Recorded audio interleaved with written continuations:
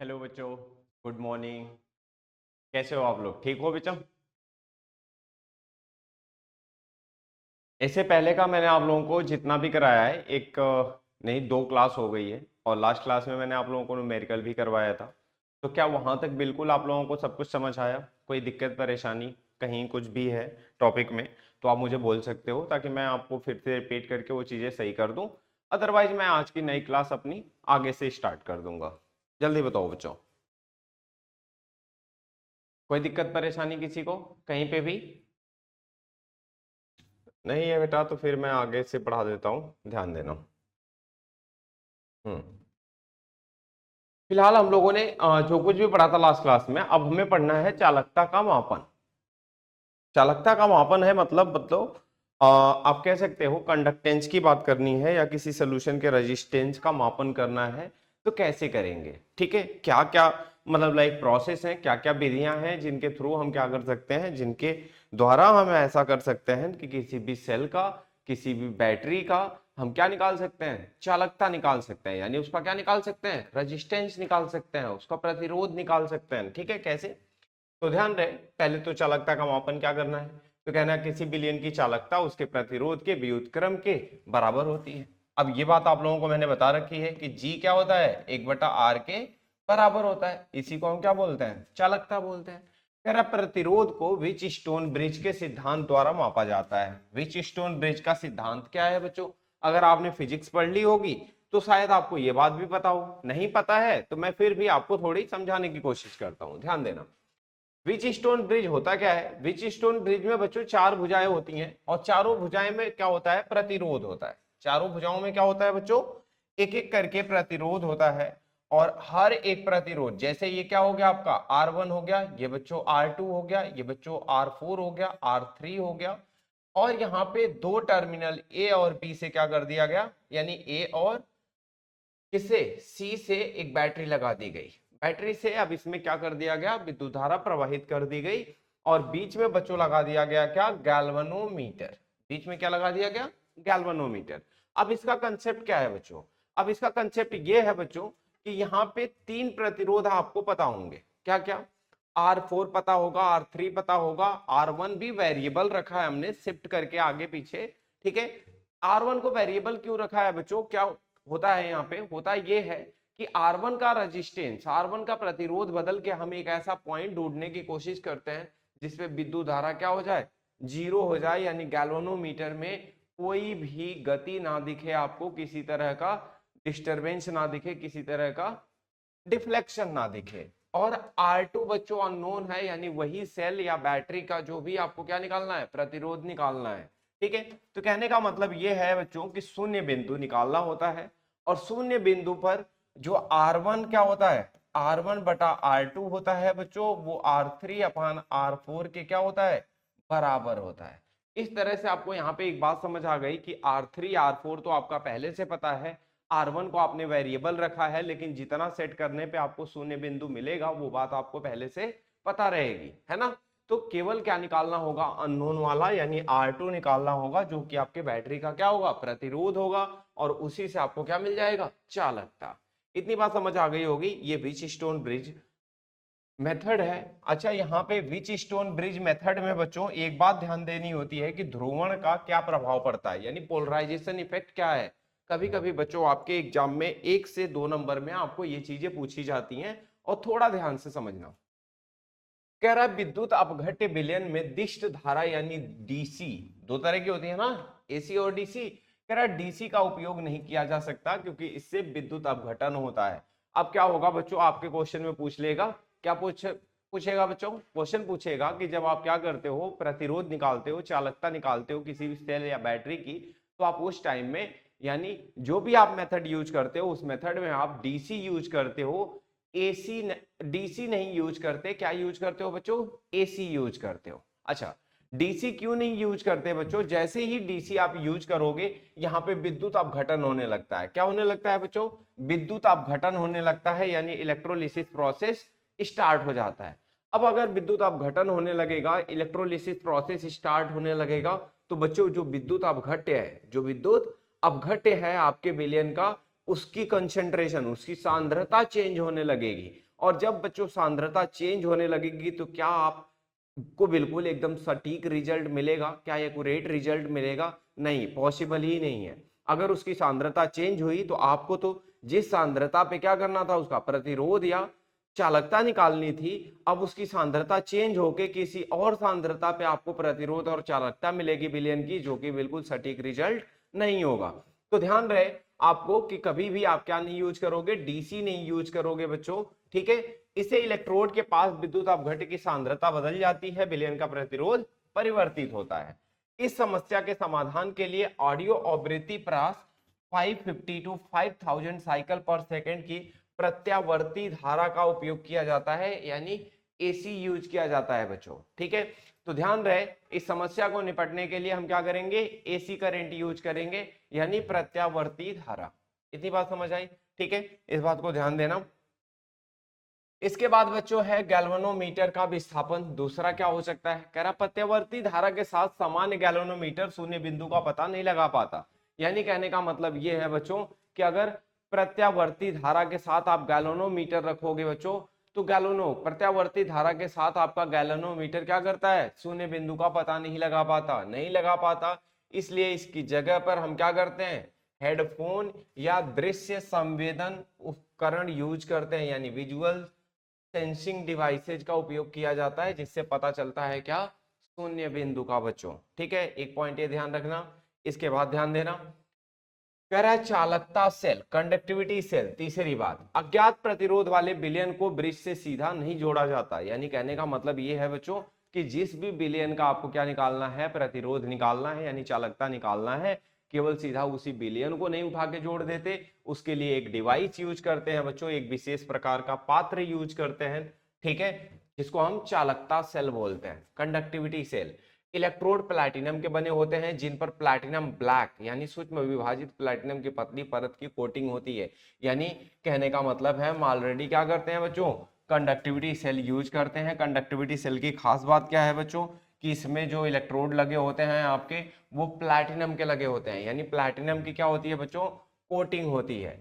Platinum black coating ध्रुवण प्रभाव को कम करता है, यानी इसकी वजह से ध्रुवण नहीं होता। ध्रुवण का मतलब इलेक्ट्रोलिसिस को अवॉइड करता है, विद्युत अपघटन नहीं होने देता बच्चों। यहाँ पे अगर आपको मैं बात करूं, ध्यान देना, तो यहाँ पे कह रहा है रेजिस्टेंस आर। अब निकालते कैसे है बच्चों, बहुत ध्यान से समझो। देखो एक पॉइंट यहाँ पे है बच्चों, देखो इसमें क्या होता है, इसमें होता है ये है कि एक पॉइंट यहाँ पे है बच्चों, एक पॉइंट यहाँ पे है, एक पॉइंट बी हो गया।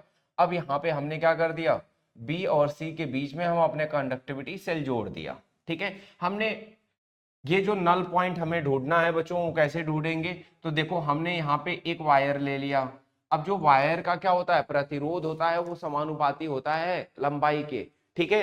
तो हमने क्या किया बच्चों, एक तो यहाँ पे आर जोड़ दिया, ठीक है, जो कि एक फिक्स रेजिस्टेंस है, फिक्स प्रतिरोध है। यहां हमने क्या कर दिया, यहाँ पे हमने ए और बी के बीच में आर जोड़ दिया, बी और सी के बीच में हमने अपना सेल जोड़ दिया जिसकी चालकता निकालनी है, और ए और सी के बीच में बच्चों हमने क्या रखा, यहां से एक पूंजी लेके और इसे यहाँ पे सटा दिया। कहाँ पे, ए और सी पे, ए और सी पे सटा दिया बच्चों। अब वायर पे हम इसे क्या करेंगे, आगे पीछे करेंगे, जिससे कि हमें वो शून्य बिंदु मिल जाए, यानी जहां पे विद्युत धारा का प्रवाह क्या होगा, जीरो होगा।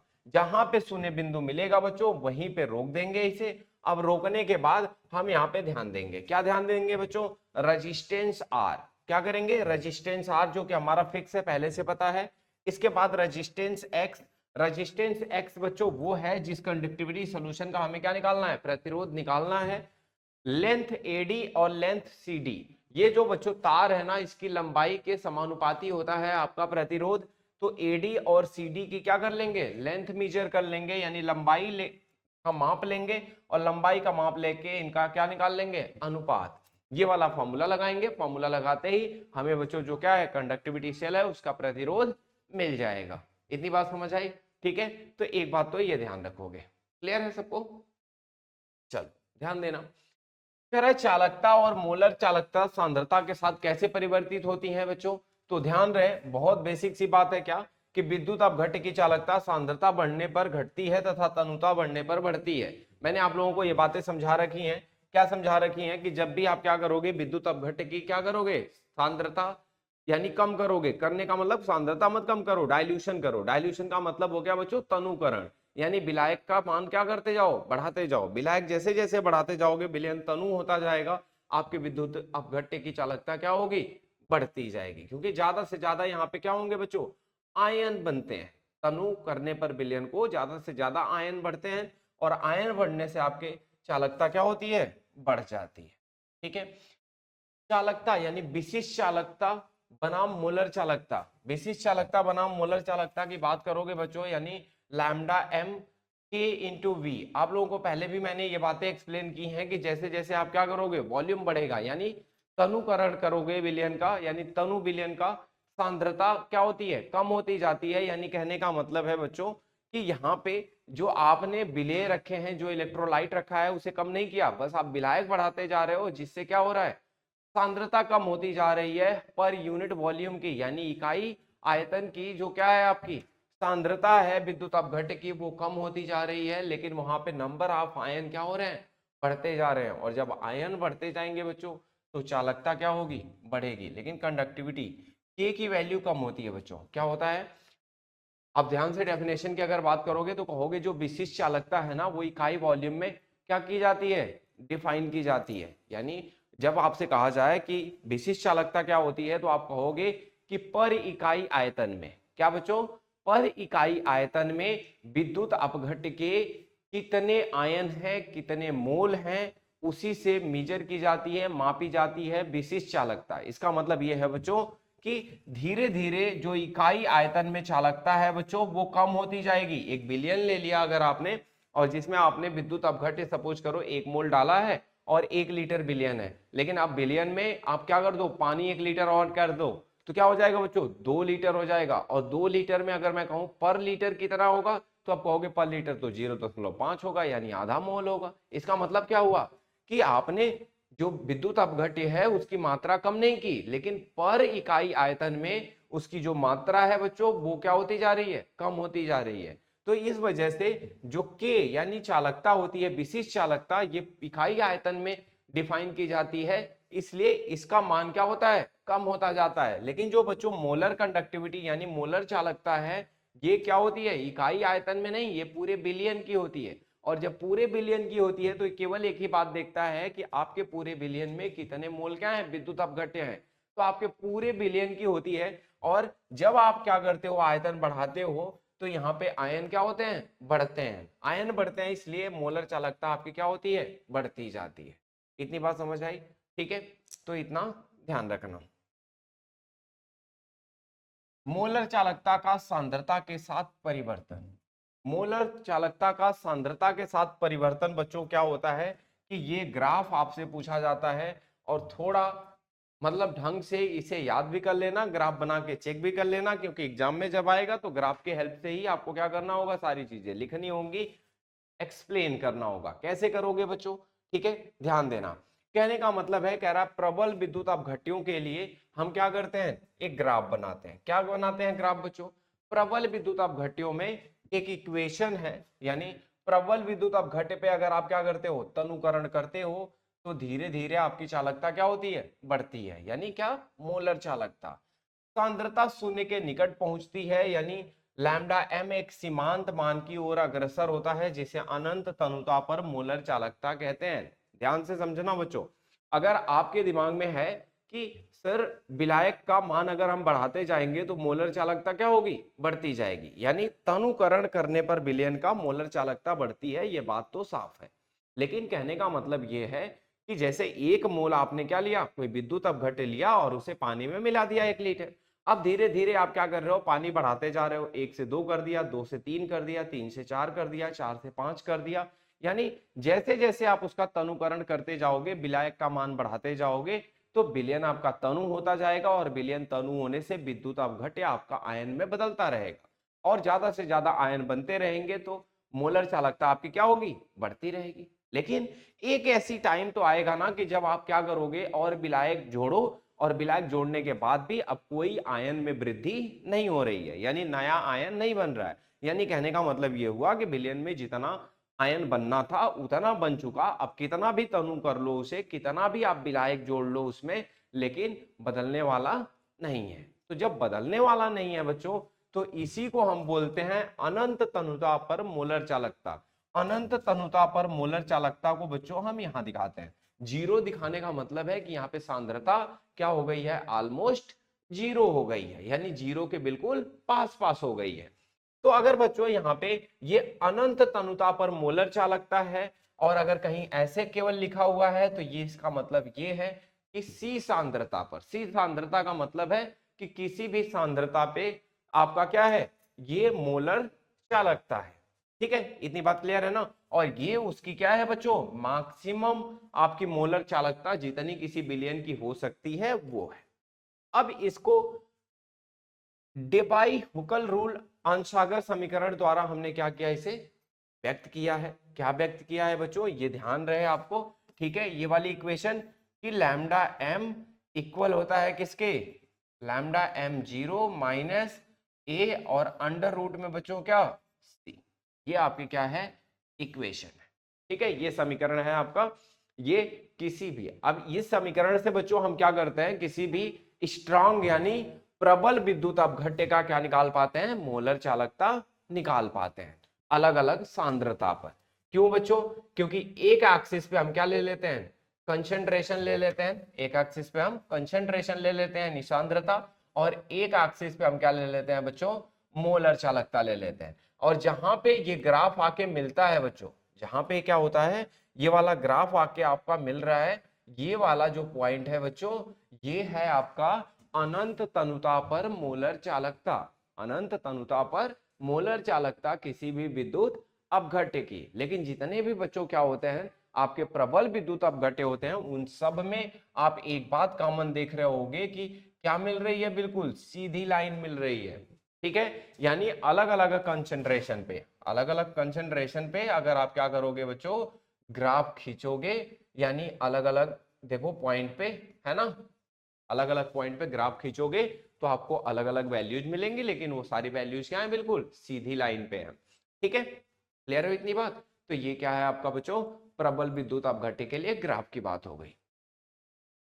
अब बच्चों ध्यान देना, अगर आपका दुर्बल विद्युत अपघट्य है बच्चों, यानी वीक इलेक्ट्रोलाइट, तो वीक इलेक्ट्रोलाइट में क्या होता है बच्चों कि यहाँ पे ना मोलर चालकता का हम एग्जैक्ट पता नहीं लगा पाते।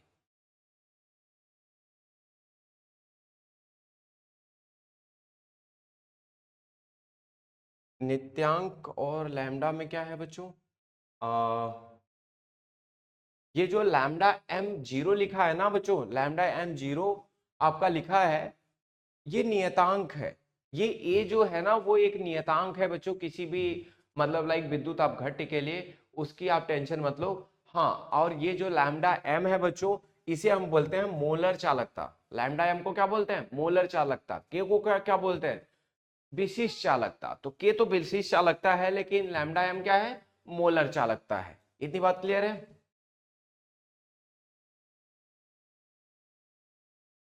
ठीक है, अब दुर्बल विद्युत अपघट्य में अगर बात करोगे बच्चों, तो जैसे प्रबल विद्युत अपघट्यों की तुलना में कम अवयवित होते हैं, ये बात ध्यान रहे आपको।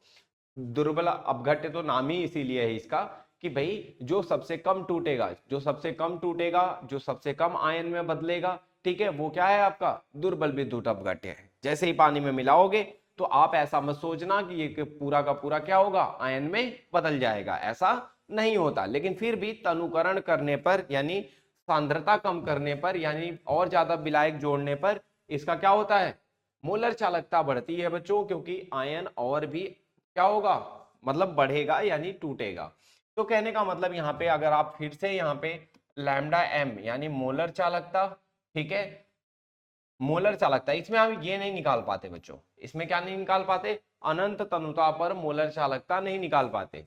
यानी अलग अलग कंसंट्रेशन, अलग अलग क्या सांद्रता पर अगर हम क्या करें, इसका परिवर्तन अगर हम यहाँ पे क्या करें, प्लॉट करें, यानी प्रदर्शित करने की कोशिश करें, तो हम कभी भी इसकी अनंत तनुता पर मोलर चालकता नहीं निकाल पाते। यह अनंत तनुता पर मोलर चालकता है, मतलब जहां पे आपकी सांद्रता ऑलमोस्ट क्या हो रही है, जीरो हो रही है तनुकरण करने से। दुर्बल विद्युत अपघट्यों में कोलराउस नियम का यूज किया जाता है। कोलराउस लॉ को मैं अभी इसके तुरंत बाद ही क्या करता हूं, एक्सप्लेन करता हूं, लेकिन पहले ये बात। अब देखो जैसे इसमें क्या किया हमने, हमने अलग अलग सांद्रता पर जब हमने क्या निकाला, मोलर चालकता निकाला, तो देखो बच्चों ये वैल्यूज मिल रही हैं आपको, और ये वैल्यूज देख रहे हो सीधी रेखा पे ना होके कैसे है, ऐसे मुड़ती हुई जा रही है ऊपर की तरफ। और जैसे जैसे बच्चों हम क्या करते हैं, अनंत तनुता पर पहुंचते हैं। अनंत तनुता का मतलब जैसे जैसे हमारे विलयन की सांद्रता क्या होती है, जीरो होती जाती है, यानी बिल्कुल कम से कम होता जाता है, बिल्कुल हल्का होता जाता है, ना के बराबर आपका विद्युत अपघट्य होता है, उस केस में मोलर चालकता निकालना था आपको। और ये मोलर चालकता देख रहे हो कहीं भी वाई एक्सिस को छू नहीं रही। अगर कहीं भी वाई एक्सिस को नहीं छू रही है, इसका मतलब है कि हम इसकी अनंत तनुता पर मोलर चालकता नहीं निकाल सकते। इसे हम क्या मान लेते हैं, इनफाइनाइट मान लेते हैं। इसे क्या मान लेते हैं बच्चों, इनफाइनाइट मान लेते हैं। इतनी बात समझ आ रही है, ठीक है। तो ये तो आपका हो गया क्या, दुर्बल विद्युत अपघट्य। अब बच्चों यहाँ पे मोलर चालकता के परिवर्तन का स्पष्टीकरण करना है, क्या रीजन होता है इसके पीछे, कैसे क्या बातें हैं, तो समझते हैं। जैसे दुर्बल विद्युत अपघट्य में क्या है बच्चों, दुर्बल विद्युत अपघट्य की अगर हम बात करें यहाँ पे, तो कह रहा है तनुकरण पर विघटन की मात्रा बढ़ती है, जिससे आयनों की संख्या बढ़ती है और जिससे आपकी मोलर चालकता बढ़ती है। बात तो सही कह रहा है कि तनुकरण करोगे तो विघटन की मात्रा बढ़ेगी, यानी अल्फा। अल्फा जानते हो ना बच्चों कि कितना आपने लिया था और कितना विघटन होने के बाद है, या कौन कौन विघटन हो रहा है, दोनों का अनुपात हम क्या बोलते हैं, अल्फा बोलते हैं, यानी विघटन की मात्रा। तो विघटन की मात्रा आपकी क्या होगी, बढ़ेगी बच्चों, जब आप क्या करोगे, तनुकरण करोगे, और इससे आयनों की संख्या बढ़ेगी। आयनों की संख्या बढ़ेगी बच्चों, तो आपका क्या बचेगा, आपका जो मोलर चालकता है वो बढ़ेगी। अनंत तनुता पर आपकी जो क्या है, मोलर चालकता है बच्चों, यानी जहां पे हम अल्फा को क्या मानते हैं, 1 मानते हैं, यानी कहने का मतलब पूर्ण विघटन हो जाता है। पूर्ण विघटन का मतलब होता है जितना लिया था उतना पूरा आयन में क्या हो गया, बदल गया, ठीक है। तो बच्चों एक तो हम वैसे निकालते हैं अल्फा, आप लोगों को पता ही है। एक अल्फा हम क्या कर सकते हैं, ऐसे निकाल सकते हैं, कैसे बच्चों, कि मोलर चालकता किसी सांद्रता पर, और मोलर चालकता कब बच्चों, इनफाइनाइट डाइल्यूशन यानी अनंत तनुता पर। तो ये तो मैंने बताया है कि किसी भी विलयन की अनंत तनुता पर जो आपकी क्या होगी, मोलर चालकता होगी, वो बिल्कुल क्या हो जाती है, फिक्स हो जाती है, उसके बाद बदलना बंद हो जाती है। तो यानी हर एक विलयन के लिए मोलर चालकता अनंत तनुता पर क्या रहेगी, फिक्स रहेगी, किससे ज्यादा आयन नहीं बन सकते। अलग अलग सांद्रता पर मोलर चालकता जो निकलेगी, इन दोनों के रेशियो को बच्चों क्या बोलते हैं, हम यहां से निकाल सकते हैं क्या, विघटन की मात्रा अल्फा निकाल सकते हैं। इतनी बात समझ आ रही है, ठीक है। तो ध्यान रहे इन बातों का। अब अगला ध्यान देना, प्रबल विद्युत अपघट्य में क्या होता है बच्चों, प्रबल विद्युत अपघट्य में होता ये है कि यहाँ पे सांद्रताओं पर पूर्णतः आयनित होते हैं, अतः आयनों की संख्या नहीं बदलती। यानी अगर आपके प्रबल विद्युत अपघट्य आपने लिए, तो कहने का मतलब यह है कि इसमें तो कुछ आपको नया नहीं मिलने वाला है। ये जब आप तनुकरण करोगे, आप विलयन को और बढ़ाओगे, ज्यादा विलायक डालोगे, तो इससे इसकी सांद्रता में तो क्या होता है कि पूरा पूरा ये आयन में ऑलरेडी बदल चुका होता है। तो आयनों की संख्या तो बदलने वाली नहीं है, क्योंकि और आयन आए कहां से, जब ये पूरी तरह से क्या हुआ है, टूट गया है। इसके लिए तो ऑलरेडी अल्फा क्या होता है, 1 होता है। लेकिन होता यह है कि उच्च सांद्रता पर आयनों के बीच आकर्षण बल जो आयनों की चालक क्षमता को क्या करता है, कम करता है बच्चों, इसकी मूवमेंट कम कर देता है। यानी कहने का मतलब यह है कि अगर इसमें आप ध्यान से देखोगे, तो इसमें जो आपके क्या होते हैं, आयंस होते हैं, इनके बीच में फोर्स ऑफ अट्रैक्शन होता है, यानी आकर्षण बल होता है, जो एक दूसरे को खींचता है, जिससे आयन की जो गति होती है वो प्रभावित होती है और चालकता कम होती है। लेकिन तनुकरण करने से ये आयन क्या हो जाते हैं, दूर दूर हो जाते हैं, आकर्षण बल इनके बीच में कम हो जाता है। और जब आकर्षण बल कम हो जाता है, तो इसका मतलब ये हुआ कि इनकी चालकता क्या होगी, बढ़ जाएगी। तनुकरण पर आयन दूर हो जाते हैं, वही वाली बात हो गई, ठीक है। अत्यधिक तनुता पर आयनिक बल नगण्य हो जाता है, आयनिक बल नगण्य हो जाता है बच्चों, तो इससे मोलर चालकता और अनंत तनुता पर मोलर चालकता क्या होती है आपकी, बदल जाती है, ठीक है।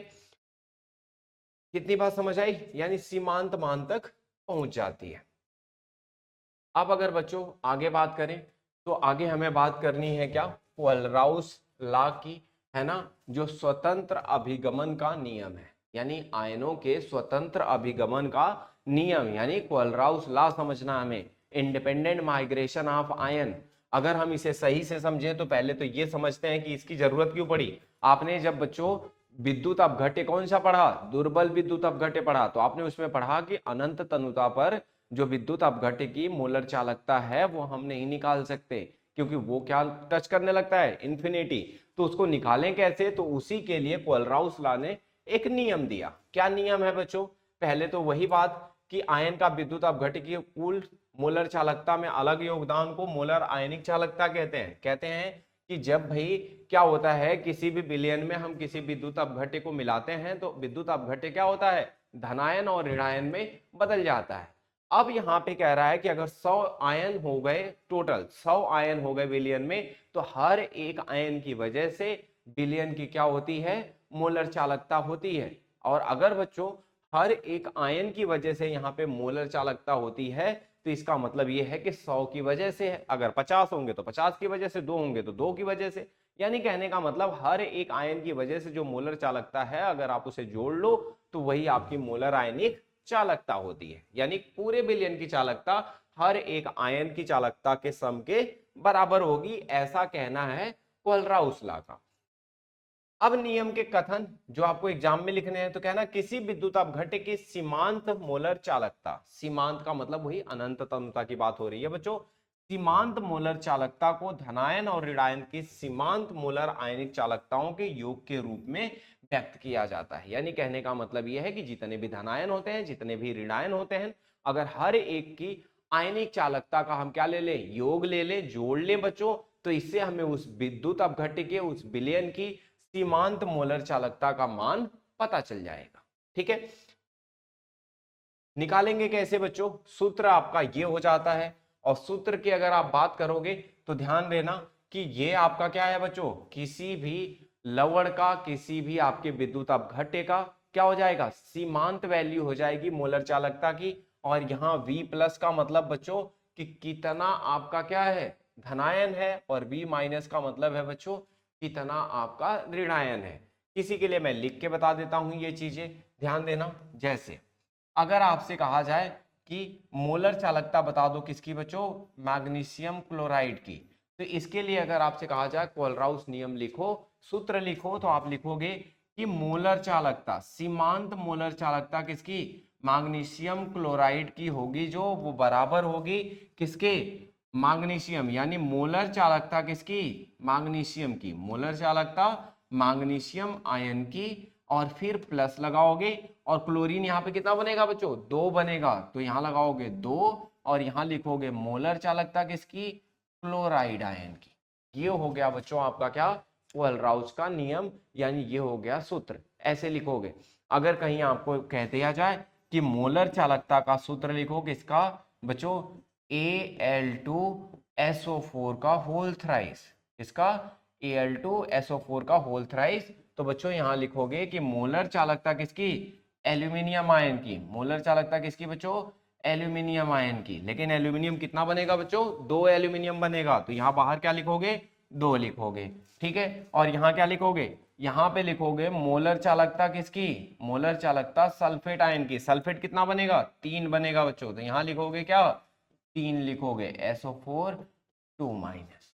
समझ गए, तो ये तो आपका क्या हो गया, इस तरह से आप फॉर्मूला लिखोगे किसी भी विद्युत अपघट्य के लिए। तो क्या फॉर्मूला लिख लोगे आप लोग, कोई दिक्कत तो नहीं आएगी। ठीक है, इतनी बात क्लियर है सबको, कोई कंफ्यूजन, जल्दी बताओ। हर्षित, अंशु, मौसम, बेटा कहीं कोई दिक्कत यहां तक, किसी को कोई परेशानी?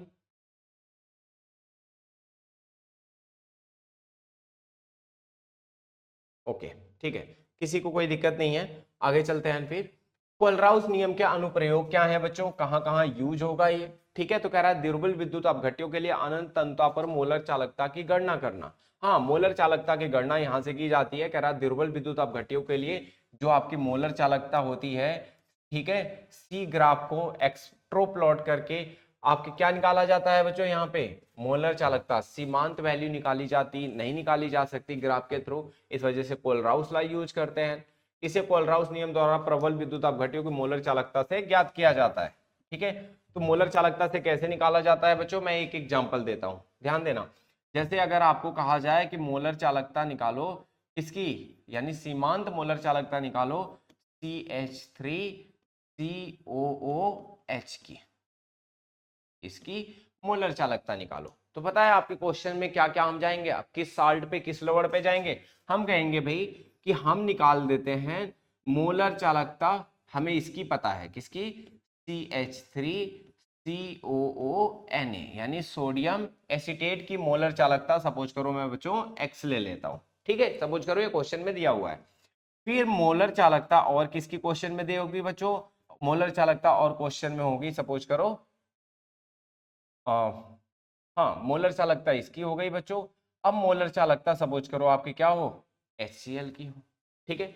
मोलर चालकता बच्चों अगर HCl की सपोज करो Y हो जाए, अब यहाँ पे और क्या होगा बच्चों, और यहाँ पे होगा मोलर चालकता किसकी दे रखा होगा क्वेश्चन में, मोलर चालकता आपको दे रखा होगा किसका, NaCl का, NaCl की मोलर चालकता सपोज करो बच्चों Z। ये इंफॉर्मेशन है और आपको इतनी बात तो समझ आ गई कि निकालना क्या है, निकालना हमें है मोलर चालकता सीमांत वैल्यू किसकी, एसिटिक एसिड CH3COOH की, और ये तीन इंफॉर्मेशन आपको क्वेश्चन में दे रखी है। XYZ की जगह बच्चों क्या होंगे, नंबर होंगे, XYZ की जगह नंबर होंगे, अंक होंगे, उसकी बात टेंशन मत लेना, ठीक है। अब ध्यान देना कंसेप्ट पे, अब कंसेप्ट पे अगर आप ध्यान दोगे यहाँ पे, तो पहले तो हम क्या करें भाई कि तीनों की इक्वेशन लिख लेते हैं कि एग्जैक्टली हमें चाहिए क्या। तो हम यहाँ पे क्या करेंगे, हम लिखेंगे पहले इक्वेशन, ठीक है, पहले इक्वेशन लिखेंगे, क्या लिखेंगे कि मोलर चालकता हमें जिसकी चाहिए उसकी इक्वेशन क्या होगी, तो वो तो आपको अभी सिखाया मैंने। तो ये जब आयनित होता है बच्चों, तो ये होता है मोलर चालकता किसकी, एसीटेट आयन की CH3COO माइनस, और मोलर चालकता किसकी बच्चों, H+ आयन की, ठीक है, ये आयनित होगा, यही हमें निकालना है, ठीक है। अब यहां ध्यान रहे, अब हम किसकी लिखेंगे बच्चों, CH3COONA की, तो मोलर चालकता अगर हम लिखेंगे किसकी, CH3COONA की, तो ये जब टूटेगा तो किसमें बदलेगा, ये बदलेगा मोलर चालकता किसकी, CH3COO माइनस और लैम्डा किसका, Na+ का, ठीक है। ये बच्चों इक्वेशन 1 कर लो। इसी तरह से बच्चों मोलर चालकता है HCl की, तो ये हो जाएगा बच्चों मोलर चालकता किसकी, HCl की, HCl की क्या हो जाएगी बच्चों, तो कहोगे मोलर चालकता किसकी, H+ की, और फिर मोलर चालकता किसकी बच्चों, यहाँ कहोगे Cl- की, इसे इक्वेशन 2 कर लो। इतनी बात तो समझ आ गई होगी सबको, ठीक है। अब तीसरी इक्वेशन लिख लेते हैं बच्चों। तीसरी इक्वेशन अगर आप लिखोगे यहाँ पे तो कहोगे अब आपको क्या चाहिए, आपको चाहिए मोलर चालकता किसकी, NaCl की, NaCl की मोलर चालकता हो जाएगी बच्चों, कहोगे मोलर चालकता किसकी, Na+ की, और मोलर चालकता किसकी, मोलर चालकता आपकी Cl- की, ठीक है। ये हो गई आपकी क्या, इक्वेशन 3 हो गई। इतनी बात क्या समझ आ गई आप लोगों को, ठीक है। तीनों की हमने क्या लिख ली, मोलर चालकता निकली, और हमें निकालना ये है। अब बच्चों अगर मैं यहाँ पे बात करूं, तो ये आपका यहाँ पे क्या है, यहाँ पे X है, और ये बराबर में Y है, ये बराबर में Z है, इनकी मोलर चालकता बच्चों अलग अलग दे दी गई है। और जब अलग अलग दे दी गई है तो अब आपको निकालना ये है, आप लोगों ने दो वेरिएबल में, दो चर अचर में आपने क्या किया है, दो रेखाओं का समीकरण, रैखिक समीकरण वाला सॉल्व किया है ना आप लोगों ने 10th में, 10वीं में, कुछ वैसा ही है। हम क्या करेंगे यहाँ पे, इन तीनों इक्वेशंस को आपस में जोड़ेंगे, घटाएंगे, ताकि बाद में हमें क्या हो, ये वाला जो ऊपर वाला हमारा है बिल्कुल जो हमें निकालना है वो पता चल जाए। सोच के देखो क्या करें हम, तो हम करेंगे कुछ ये कि देखो हमें क्या चाहिए, हमें चाहिए अपनी इक्वेशन में एसीटेट आयन, हमें क्या चाहिए बच्चों, हाइड्रोजन आयन चाहिए। तो हम क्या करें, चारों इक्वेशन में किसको जोड़ें, हम क्या करेंगे, पहली इक्वेशन जो है हमारी, पहली इक्वेशन में देखो एसीटेट आयन है, और क्या है, सोडियम आयन, सोडियम आयन तो नहीं चाहिए लेकिन एसीटेट चाहिए, और क्या चाहिए बच्चों, हाइड्रोजन चाहिए। हाइड्रोजन कौन से वाले में है, दूसरी वाले में, HCl वाले में। तो क्या करेंगे बच्चों, पहली और दूसरी को जोड़ देंगे। ध्यान से देखो, अगर आप पहली और दूसरी को जोड़ दोगे तो क्या मिलेगा आपका, अगर आप पहली और दूसरी को जोड़ते हो तो ध्यान से बताओ मुझे कि पहली दूसरी को जोड़ने पे क्या मिलेगा, पहली दूसरी को जोड़ने पे बनेगा आपका लैम्डा, ठीक है, और तीसरी को घटा देना, पहली दूसरी को जोड़ना और तीसरी को घटा देना। अब देखो टोटल आयन कितने हो गए, एसीटेट हो गया, सोडियम हो गया, H+ हो गया, Cl- हो गया, और क्या हो गया बच्चों, Na हो गया और Cl माइनस हो गया। अच्छा, पहली दूसरी को जोड़ोगे, तीसरी को हटाओगे, तीसरी हटाने का मतलब है बच्चों जो आयन तीसरी में होगा वो इन दोनों को जोड़ने के बाद उनमें से हटा देना है। तीसरी में क्या है, सोडियम है, सोडियम हटा दो। Cl क्या है, दूसरी में है, दूसरी में से हटा दो। इसके अलावा जो बचा बच्चों सब लिख लो। तो बचेगा क्या बच्चों, तो आपने पहली और दूसरी को जोड़ के तीसरी को घटा दिया, तो यहाँ पे मिल गया बच्चों आपका क्या, यहाँ पे मिल गया CH3COO माइनस, और यहाँ मिल गया बच्चों क्या, CH प्लस। देखो ध्यान से, अगर आप देखोगे तो पहली दूसरी को जोड़ने पे 4 आयन बन जाएंगे, और तीसरी जब हटाओगे तो 2 आयन हट जाएंगे। 2 आयन कौन कौन से हट जाएंगे, सोडियम और क्लोरीन हट जाएंगे। सोडियम हट जाएगा, क्लोरीन हट जाएगा बच्चों, तो बचेगा कौन सा, एसीटेट और हाइड्रोजन आयन। एसीटेट और हाइड्रोजन आयन, लेकिन बच्चों हुआ कैसे ये, तो कहोगे पहली इक्वेशन और दूसरी इक्वेशन को जोड़ा आपने, यानी x प्लस वाई को जोड़ा, उसमें से माइनस किसको किया बच्चों आपने, z। तो जब इनके नंबर को क्या करोगे, माइनस कर दोगे बच्चों, तो यहां से आपको क्या मिल जाएगा, मोलर चालकता मिल जाएगी। लेकिन सीमांत मोलर चालकता किसकी, इस मतलब लाइक किसकी, वीक, जो आपका क्या था, विद्युत अपघट्य था, यानी दुर्बल अपघट्य क्या था, एसिटिक एसिड था। ठीक है, इसका क्या ये बात समझ आई, किसी को कोई दिक्कत तो नहीं है यहाँ पे, बिल्कुल। अगर किसी को कोई दिक्कत है तो मुझे फटाफट बताओ, किसी को कोई परेशानी है बच्चों, क्योंकि एक क्वेश्चन आता है आपका एग्जाम में इसे। अंशु, हर्षित, मौसम, किसी को कोई दिक्कत है बच्चों,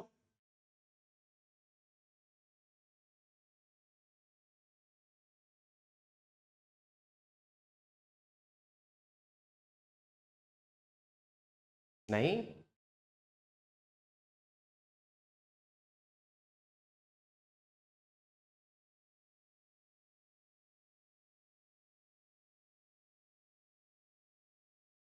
कोई दिक्कत किसी को, जल्दी बताओ। जहां पे ऐड किया मैंने वो एक बार फिर बताऊं, चलो सोचो। इक्वेशन 1, पहला समीकरण, दूसरा समीकरण, तीसरा समीकरण, टोटल आयन कितने हैं बच्चों, 6। टोटल आयन कितने हैं, 6। Acetate, sodium, hydrogen, chlorine, sodium और क्लोरीन। पहले और दूसरी को जोड़ूंगा तो 4 आयन हो जाएंगे। 4 आयन कौन कौन से, ये पूरा हो जाएगा जोड़ के बच्चों। ठीक है, अब ये अगर मैं जोड़ी दूं आपको, अगर कोई दिक्कत हो रही है तो, पहले और दूसरे को जोड़ोगे बच्चों तो यहाँ हो जाएगा CH3COO माइनस, यहाँ पे हो जाएगा बच्चों आपका क्या था, Na था। ठीक है, और दूसरे वाले में क्या था आपका, दूसरे वाले में आपका था बच्चों, ये पूरा मैं जोड़ के दिखा देता हूँ, चलो देखो, ये आपका था लैम्डा m, ये था आपका CH3COO Na था। ठीक है, और इसे आपने लिखा था क्या, लैम्डा CH3COO माइनस, और यहाँ पे क्या बच्चों, लैम्डा m, और ये Na प्लस।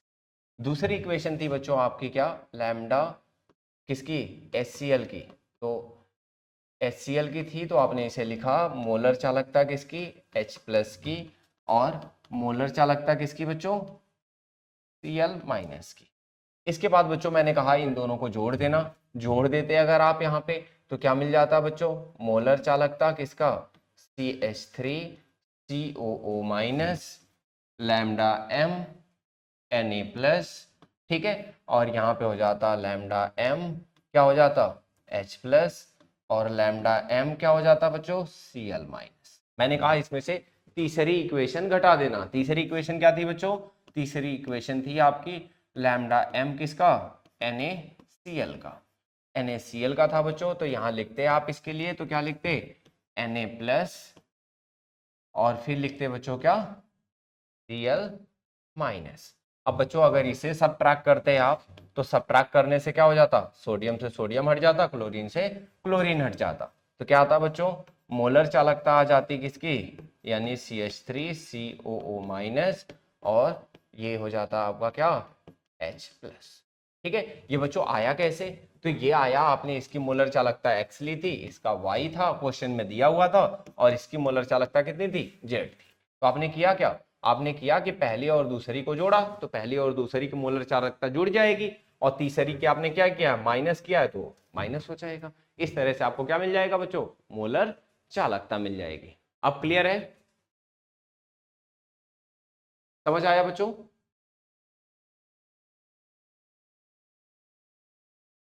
जल्दी बताओ।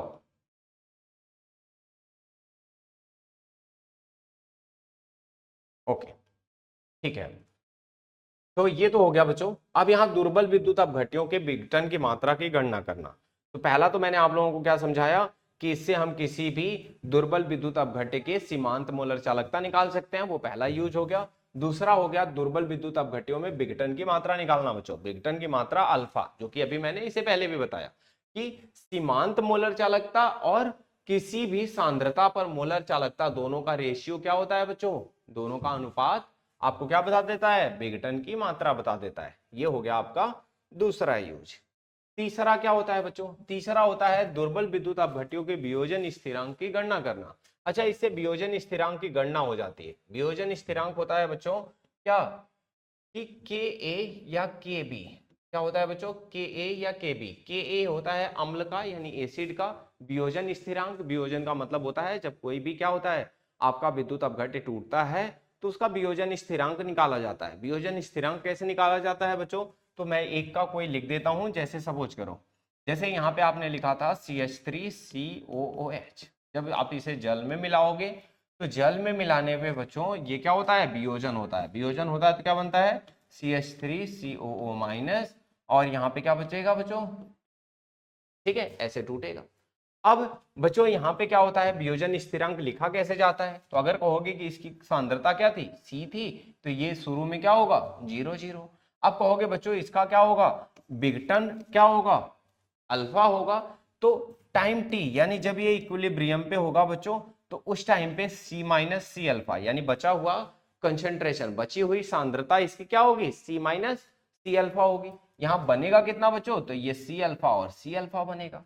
ठीक है, अब ध्यान देना, अगर आपसे यहां पूछा जाए कि के ए क्या होगा, तो के ए हो जाएगा बच्चों जो आपका यहाँ पे आयन है यानी प्रोडक्ट है, जो प्रोडक्ट है उसकी सांद्रता, प्रोडक्ट की सांद्रता आपकी हो जाएगी सी अल्फा और अपान में हो जाएगा बच्चों क्या, रिएक्टेंट की सांद्रता जो होता है माइनस सी अल्फा। इसे आप बच्चों ऊपर से सी स्क्वायर अल्फा स्क्वायर हो जाएगा, ये सी कॉमन ले लोगे 1 माइनस अल्फा हो जाएगा, सी से एक सी कट जाएगा, ये हो जाएगा बच्चों सी अल्फा स्क्वायर अपान में 1 माइनस अल्फा। ये हो जाएगा बच्चों क्या, के ए क्या है बच्चों, ये वियोजन स्थिरांक है। क्या है बच्चों, वियोजन स्थिरांक है। इसकी वैल्यू हमें क्या करनी होती है, कभी कभी निकालनी होती है, उसी का फॉर्मूला मैंने यहाँ पे लिखा था। ठीक है, तो अब तो बात आपको समझ आ गई होगी कि वियोजन स्थिरांक की गणना भी हम क्या कर सकते हैं, यहां से कर सकते हैं। क्लियर है इतनी, कोई कंफ्यूजन तो नहीं बच्चों। अल्फा के मान से कर सकते हैं, अल्फा के मान से अभी आपने निकाला ना, अल्फा की वैल्यू यहाँ पे रख दोगे तो आप इससे क्या निकाल लोगे, वियोजन स्थिरांक की गणना भी कर लोगे। क्लियर है बच्चों, ठीक है। अब ध्यान देना, अल्प विलेय लवणों की विलेयता निकालना। अब जो विलेय क्या होते हैं, बहुत कम विलेय होते हैं, बहुत कम घुलते हैं, बहुत कम मिक्स होते हैं, उनकी हम विलेयता निकाल सकते हैं। विलेयता कैसे निकालते हैं बच्चों, यानी सॉल्युबिलिटी कैसे निकालते हैं, तो यहां ध्यान रहे ये सीमांत, ये क्या है आपकी सीमांत मोलर चालकता है बच्चों। सीमांत मोलर चालकता बराबर क्या हो जाएगा, विशिष्ट चालकता K गुणे 1000 बटा विलेयता। अब विलेयता निकाल सकते हो क्या, किसी भी विलयन की। ठीक है, इतनी बात ध्यान रहे, यहां से आप क्या निकाल सकते हो, विलेयता निकाल सकते हो, बस आपको सीमांत मोलर चालकता पता हो और क्या पता हो बच्चों, विशिष्ट मोलर चालकता पता हो। ठीक है, बस इतनी बात क्लियर है। ये तो आपका क्या है, यूज है बच्चों। यहां तक अगर आपको समझ आ गया तो बस मैं एक न्यूमेरिकल और करा दूं, इसके बाद क्लास खत्म करेंगे। ठीक है, ध्यान देना,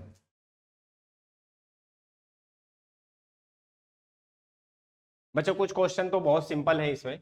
ठीक है, कुछ क्वेश्चन इतने सिंपल हैं कि आप देख सकते हो। जैसे पहला वाला क्वेश्चन कह रहा है कि सारणी 3.4 में दिए गए आंकड़ों की सहायता से कैल्शियम क्लोराइड मैग्नीशियम सल्फेट के सीमांत मोलर चालकता की क्या करना है, गणना करना है या परिकलन करना है। अब देखो आपके सारणी में क्या क्या चीजें दे रखी होंगी, आपके सारणी में दे रखा है बच्चों कि मोलर चालकता किसकी, कैल्शियम क्लोराइड की और मैग्नीशियम सल्फेट की। अब इन आयंस की मोलर चालकता लिख रखा होगा।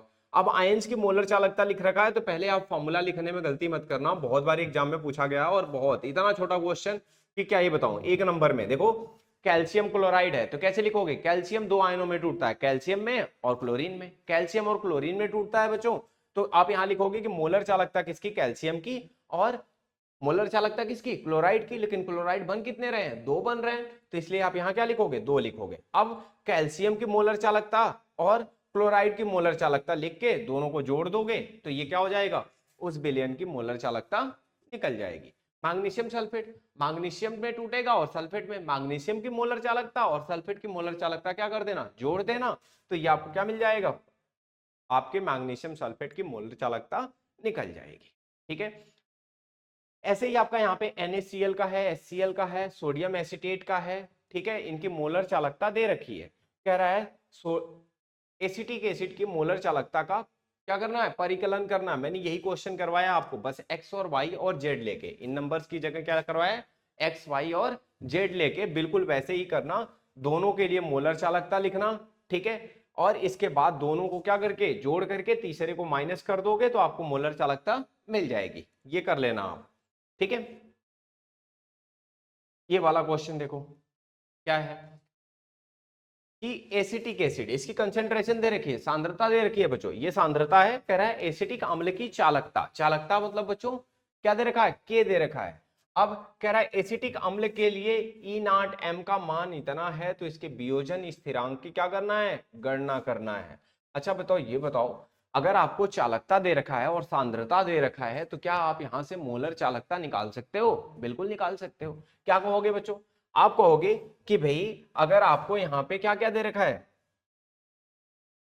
आपको यहाँ पे मोलर चालकता निकालने के लिए क्या चाहिए होता है, K/C चाहिए होता है, यही चाहिए ना, आपको क्या चाहिए, K/C चाहिए। अब यहाँ पे अगर आप एक बात देखोगे K/C के लिए, तो आपको क्या क्या दे रखा है, K की वैल्यू दे रखी है, K की वैल्यू दे रखी है, सांद्रता भी आपको दे रखी है, और जब सांद्रता भी दे रखी है तो इसका मतलब है कि बस आप ये चीजें कर दो, यहाँ पे क्या कर देना, 1000 कर लेना बच्चों। ठीक है, और K की वैल्यू आपको दे रखी है, K की वैल्यू कितनी दे रखी है बच्चों, 4.95 गुणे 10 की घात -5, तो यहाँ कहोगे 4.95 गुणे 10 की घात -5। ठीक है, और सांद्रता क्या दे रखी है बच्चों, सांद्रता दे रखी है आपको 0.001028, क्या दे रखी है, 0.001028, और यहाँ कर देना 1000। ठीक है, ये क्या हो गया बच्चों, आपकी यहाँ पे हो गई मोलर चालकता। ठीक है, ऐसे तो आपकी मोलर चालकता निकाल गई। इसके वियोजन स्थिरांक की क्या करना है बच्चों, गणना करना है। अच्छा, वियोजन स्थिरांक की गणना करना है तो मैंने आपको अभी समझाया है, क्या बच्चों, पहले आप क्या निकालोगे, अल्फा निकालोगे। अल्फा क्या होता है बच्चों, तो यहाँ पे मोलर चालकता किस पे, जो सांद्रता C है, और मोलर चालकता किस पे बच्चों, जब सांद्रता 0 होगी, यानी जिसको बोलते हैं हम सीमांत मोलर चालकता। अच्छा, सीमांत मोलर चालकता आपके क्वेश्चन में दे रखा होगा, क्या होगा बच्चों, क्वेश्चन में आपके सीमांत मोलर चालकता दे रखा होगा, और उसका मान यहाँ दे रखा है बच्चों, E0M जो दे रखा है, ये सीमांत मोलर चालकता है 390.5। क्या दे रखा है बच्चों, ये दे रखा है आपको 390.5। यहां से जो आएगा आपका बच्चों, वो आपका क्या आएगा, मोलर चालकता। यहां से क्या निकल जाएगा बच्चों, अल्फा निकल जाएगा। अल्फा निकल जाएगा बच्चों, तो आपको निकालना है वियोजन स्थिरांक। वियोजन स्थिरांक क्या होता है, तो लिखोगे आप C⁴ 1 - अल्फा। अब यहां से बच्चों अल्फा निकल जाएगा, और आपको सांद्रता पता है, तो यहाँ पे सांद्रता रखना, यहाँ पे अल्फा रखना, यहाँ पे अल्फा रखना, और क्या निकाल लेना, वियोजन स्थिरांक निकाल लेना। इतनी बात समझ आ रही है आप लोगों को, कोई दिक्कत तो नहीं है। ठीक है, तो और बस ये बात इसमें करनी थी।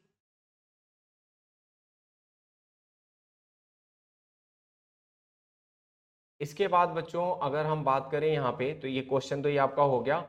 यहाँ पे पाठ्य निहित प्रश्न में आपका बच्चों 3 है, क्या क्या है बच्चों, किसी विलयन की चालकता तनुता के साथ क्यों घटती है, ये मैं आपसे अगली क्लास में पूछूंगा। जल की सीमांत मोलर चालकता ज्ञात करने का तरीका बताइए, और एक बच्चों दे रखा है 0.025 मोल पर लीटर मेथनोइक अम्ल की चालकता 46.1 Simon centimetre square mole inverse है, इसकी वियोजन मात्रा एवं वियोजन स्थिरांक परिकलित कीजिए। दिया गया है आपको क्या, मोलर चालकता यानी सीमांत मोलर चालकता हाइड्रोजन की, सीमांत मोलर चालकता है फॉर्मेट आयन की। ठीक है, ये तो दे रखा है, चलो भाई ठीक है, तो आपने क्वेश्चन देख लिया। और ये जो पाठ निहित प्रश्न है 3 प्रश्न बच्चों, ये ध्यान रखना अगली क्लास में करके ही आओगे, क्योंकि जैसे ही क्लास स्टार्ट होगी पहले मैं आपसे यही बातें पूछूंगा। क्लियर है इतनी बात, ठीक है। ये पूरा चैप्टर ना बच्चों 3 टॉपिक में मैं डिवाइड करके पढ़ाता हूँ, और 3 टॉपिक में से बच्चों एक टॉपिक आपका कंप्लीट हो गया है, मतलब केवल कितना, 2 टॉपिक और बचा है, तो जल्दी ही चैप्टर खत्म हो जाएगा। लेकिन साथ साथ आप लोग क्वेश्चन करते रहिए और जो भी कंसेप्ट वगैरह हैं वो रिवाइज करते रहिए, और पीडीएफ आपको लिंक में मिल जाता है, तो वहां से आप अपना नोट्स भी बनाते रहिए। एक अच्छा सा नोट्स बनाएंगे बच्चों तो ये आपके एकदम बोर्ड टाइम में रिवीजन वगैरह और बाकी चीजों में बहुत हेल्प करेगा। ठीक है, चलो, तो अगली वाली क्लास में आप अपने डाउट्स वगैरह और बाकी चीजें लेके मिलिए, मिलते हैं अगली क्लास। ठीक है बच्चों, बाय बाय।